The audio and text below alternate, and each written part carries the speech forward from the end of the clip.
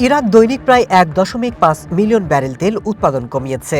ইরানের সাথে ইসরায়েল আমেরিকার যুদ্ধে সৃষ্ট সংকটের কারণে রপ্তানি বন্ধ এবং মজুদ সক্ষমতা শেষ হয়ে আসায় এই কাটছাঁট কয়েক দিনের মধ্যে ৩ মিলিয়ন ব্যারেলের বেশি হতে পারে। মঙ্গলবার রয়টার্সকে জানিয়েছেন ইরাকের ২ তেল কর্মকর্তা।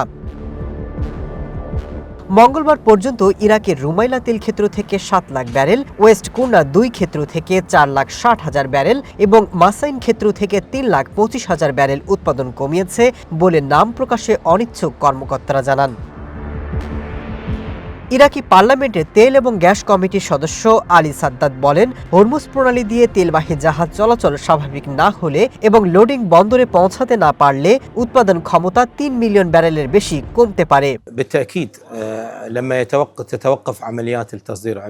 নিশ্চিতভাবেই হরমুজ প্রণালী দিয়ে রপ্তানি কার্যক্রম বন্ধ হয়ে গেলে ইরাক অবশ্যই ক্ষতিগ্রস্ত দেশগুলোর একটি হবে, কারণ বিশ্ববাজারে ইরাকের তেল বিপণন ব্যাহত হবে। ইরাকের তেলবাহী জাহাজ ও ক্রেতারা রয়েছে এবং এখন পর্যন্ত এসব জাহাজ হরমুজ প্রণালীতে আটকে আছে।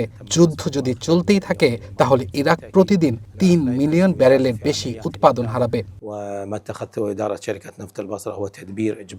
ইরাকের রাষ্ট্রীয় গণমাধ্যম জানায়, দেশটির তেল মন্ত্রণালয় বলছে, হরমুজ প্রণালী বন্ধ হয়ে যাওয়ার কারণে রপ্তানি বন্ধ থাকায় যে অপরিশোধিত তেল উৎপাদন কমানো হয়েছে তা দেশের শোধনাগার কার্যক্রমে প্রভাব ফেলবে না।